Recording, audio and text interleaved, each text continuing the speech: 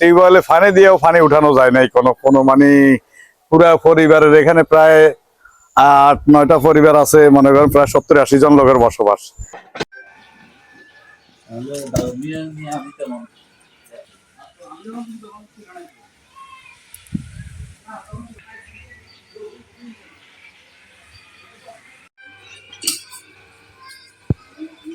প্রথমে একদম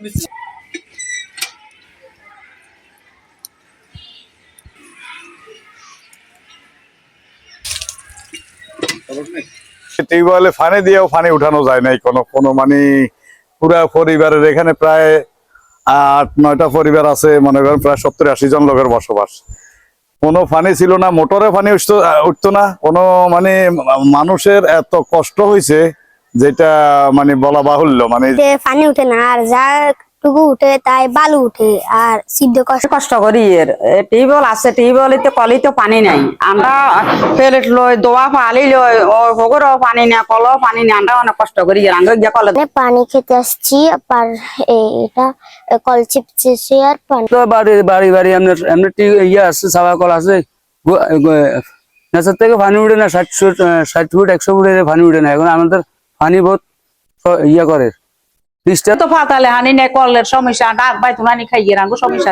8 লিটারিয়া বোতল এখন দুইটা লই যাই সকালবেলা ভাত ফাত করে পানি আনে। নভেম্বর থেকে মার্চ পর্যন্ত প্রায় 5 মাসে মোটামুটি একদমই বৃষ্টিপাত হয়নি, এবং এই এপ্রিল মাসে এখন পর্যন্ত আমরা বৃষ্টিপাতের দেখা পাইনি। তো এখন ফুললি একটা ড্রাই সিজন চলছে। এই ড্রাই সিজনে পানির লেয়ার অনেক নিচে নেমে যায়, এবং প্রতি বছরই প্রায় ফেনীতে আমরা যেটা দেখতে পেয়েছি যে এভারেজে 2 থেকে 3 ফিট পানির লেয়ার নিচে নেমে যায় প্রতি বছর। এক বছর থেকে আরেক বছর যাওয়ার পরপরই পানির লেয়ারটা নিচে নেমে যাচ্ছে। তো এই লেয়ারটা নিচে নেমে যাওয়ার কারণে আমরা অগভীর নলকূপ বা যেগুলো হস্তচালিত টিউবওয়েল যেগুলো আছে সেগুলোতে আমরা পানিটা একটু কম পাচ্ছি, এবং কিছু কিছু ক্ষেত্রে দেখা যাচ্ছে যে অগভীর নলকূপে প্রায় 50% অগভীর নলকূপে আমরা এই মুহূর্তে পানি পাচ্ছি না।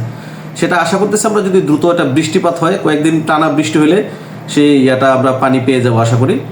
আর এই মুহূর্তে আমাদের যে গভীর নলকূপ যেগুলো সাবমার্জিবল পাম্পযুক্ত গভীর নলকূপ যেগুলো আমরা সরকারের পক্ষ থেকে করে থাকি, বা অনেকে নিজেদের উদ্যোগেও যারা অবস্থা ভালো আছে তারা নিজেদের উদ্যোগে